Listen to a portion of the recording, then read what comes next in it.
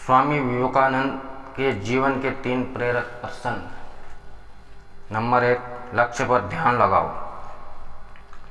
Swami Vivekananda America में भ्रमण कर रहे थे। एक जगह से गुजरते हुए उन्होंने पुल पर खड़े कुछ लड़कों को नदी में तैर रहे अंडे के छिलकों पर बंदूक से निशाना लगाते देखा।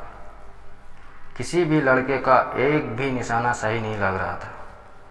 तब उन्होंने एक लड़के से बंदूक ली और खुद निशाना लगाने लगे। उन्होंने पहला निशाना लगाया और वो बिल्कुल सही लगा।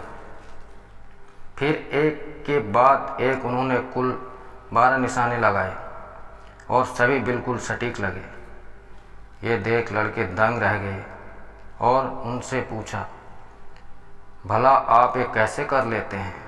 स्वामी जी बोले, तुम जो भी कर रहे हो अपना पूरा दिमाग उसी एक काम में लगाओ। अगर तुम निशाना लगा रहे हो तो तुम्हारा पूरा ध्यान सिर्फ अपने लक्ष्य पर होना चाहिए, तब तुम कभी चूकोगे नहीं। अगर तुम अपना पाठ पढ़ रहे हो तो सिर्फ पाठ के बारे में सोचो। मेरे देश में बच्चों को ये करना सिखाया जाता है। नंबर 2, डर का सामना। एक बार बनारस में स्वामी जी दुर्गा जी के मंदिर से निकल रहे थे कि तभी वहाँ मौजूद बहुत सारे बंदरों ने उन्हें घेर लिया। वे उनके नज़दीक आने लगे और डराने लगे। स्वामी जी भयभीत हो गए और खुद को बचाने के लिए दौड़कर भागने लगे, पर बंदर तो मानो पीछे ही पड़ गए और वे उन्हें दौड़ाने लगे। पास खड़ा एक सन्यासी ये सब देख रहा था। उसने स्वामी जी को रोका और बोला, रुको, उनका सामना करो। स्वामी जी तुरंत पलटे और बंदरों की तरफ बढ़ने लगे। ऐसा करते ही सभी बंदर भाग गए। इस घटना से स्वामी जी को एक गंभीर सीख मिली और कई सालों बाद उन्होंने एक संबोधन में कहा भी, यदि तुम कभी किसी चीज़ से भयभीत हो तो उससे भागो मत, पलटो और सामना करो। नंबर 3, सच बोलने की हिम्मत। स्वामी विवेकानंद प्रारंभ से ही एक मेधावी छात्र थे और सभी उनके व्यक्तित्व और वाणी से प्रभावित रहते थे।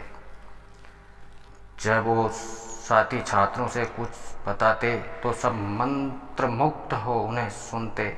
एक दिन इंटरवल के दौरान वो कक्षा में कुछ मित्रों को कहानी सुना रहे थे।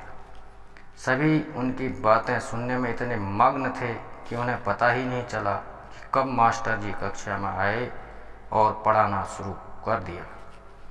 मास्टर जी ने अभी पढ़ाना शुरू ही किया था कि उन्हें कुछ फुसफुसाहट सुनाई दी।